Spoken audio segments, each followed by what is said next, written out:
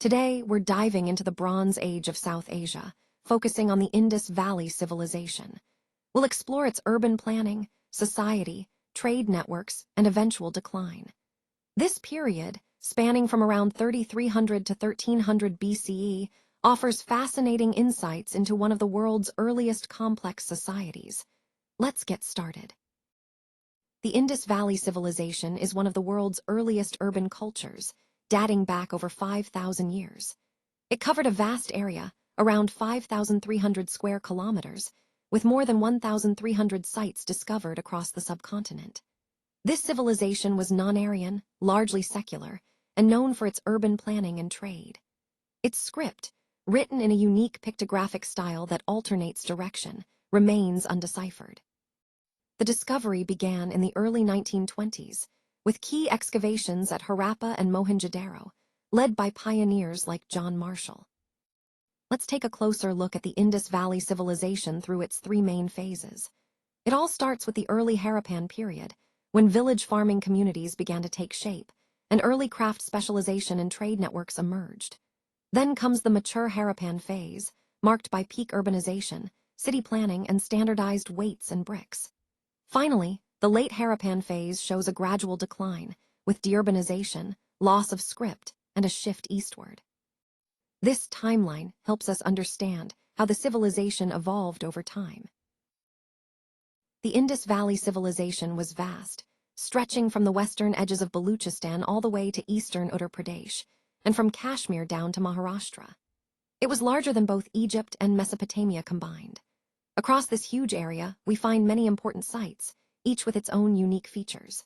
Places like Surkotata with early horse bones and workshops, Mohenjo-daro, known for its granaries and burial sites, and Dhalavira, famous for its great bath and inscriptions. Together, these sites reveal a complex, thriving civilization with diverse urban designs and technologies. The Indus Valley Civilization gives us some of the earliest examples of urban planning. Cities like Harappa and Mohenjo-daro were carefully designed with massive walls for protection. Their streets formed a precise grid, running north to south, east to west, creating neat rectangular blocks. The city was divided into two parts, a raised citadel for important buildings, and a larger residential area. Standardized bricks and uniform weights show a high level of organization and control. This was urban design at its earliest, and it set a powerful example. Let's explore some remarkable features of the Indus Valley Civilization, starting with their impressive public structures. The Great Granary at Harappa was huge, built on brick platforms with air ducts to keep grain fresh. Over in Mohenjo-daro, the assembly hall likely hosted gatherings, while Lothal boasted the world's earliest tidal dock. The Great Bath stands out as an early public water tank, waterproofed with natural tar, used for ritual bathing.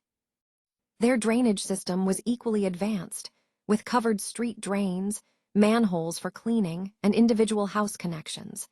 This all shows a strong civic sense and sophisticated urban planning. Let's explore the society of the Indus Valley Civilization. They used cosmetics and mirrors, and both men and women wore ornaments made from gold, silver, copper, and other materials. Their clothing came from cotton and wool, with spindle whorls found at many sites. Their diet included fish, fowl, and domesticated animals, alongside staples like wheat, barley, and rice. Family life varied, with evidence of both nuclear and joint families. Socially, they seem fairly egalitarian, with no clear kings or priests, but some signs of hierarchy. All this comes from archaeology, since their script remains undeciphered. Let's explore the Indus Valley Civilization, a Bronze Age society rich in craft, technology, and agriculture. They created iconic art like the bronze dancing girl and steatite seals with animal motifs, used to authenticate trade.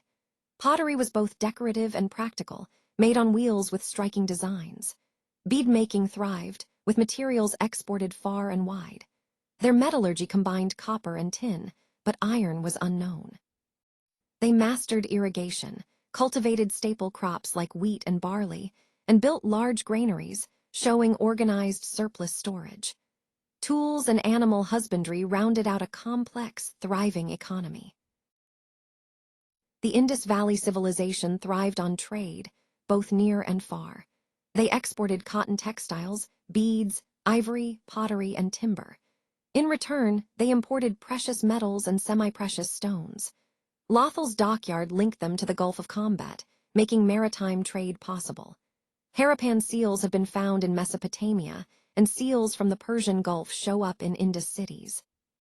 This tells us they were part of a vast trade network, using bullock carts and boats for transport, and standard weights to keep trade fair. No coins here, just barter and trust. The Indus Valley Civilization remains one of history's great mysteries, especially because its script is still undeciphered. We've found short inscriptions on seals, pottery, and tools, but nothing long enough to fully crack the code.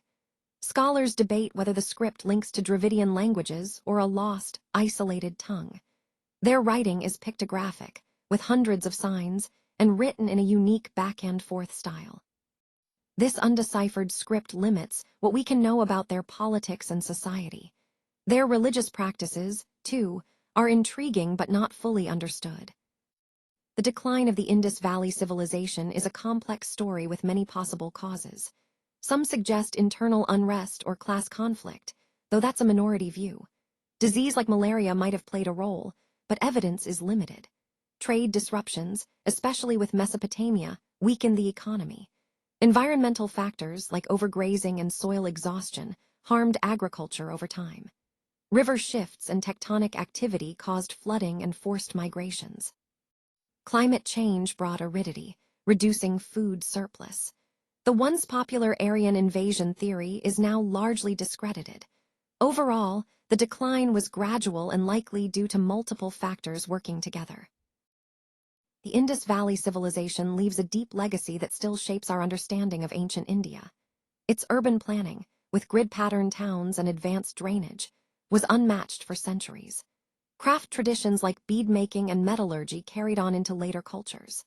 Agricultural practices, especially cotton cultivation and irrigation, influenced the region's economy for generations. Religious ideas, from mother goddess worship to early forms of Shiva, echo in later Hindu traditions. Even weights, trade, and standardization hint at a lasting administrative influence. This civilization's story is still unfolding through ongoing research and DNA studies. Let's take a quick look at some key facts about the Indus Valley Civilization, a fascinating chapter in ancient history. The Greeks called their cotton Sindon, while the Sumerians referred to the region as Meluha. Mohenjo-daro, discovered in 1922, is famous for its precise brick ratio of 4:2:1. Unlike other cities, it had no citadel, just a craft town. Other important sites include Harappa, Lothal, Kalibangan, and Dhalavira, each with unique features like dockyards, granaries, or water conservation systems. These discoveries come from pioneering archaeologists whose work helps us understand this advanced civilization. Let's wrap up with the key takeaways on ancient India's art and culture for UPSC preparation. This civilization was one of the earliest planned urban centers, known for its grid-patterned towns and advanced infrastructure. It was largely mercantile and secular, without clear signs of kingship or grand palaces. The script remains undeciphered, so we must be cautious with our claims. Recent research, like the Rakhigarhi DNA studies, continues to challenge old theories and reshape our understanding. This video was created with SlideSpeak. Visit SlideSpeak to turn your presentations into engaging AI-narrated videos.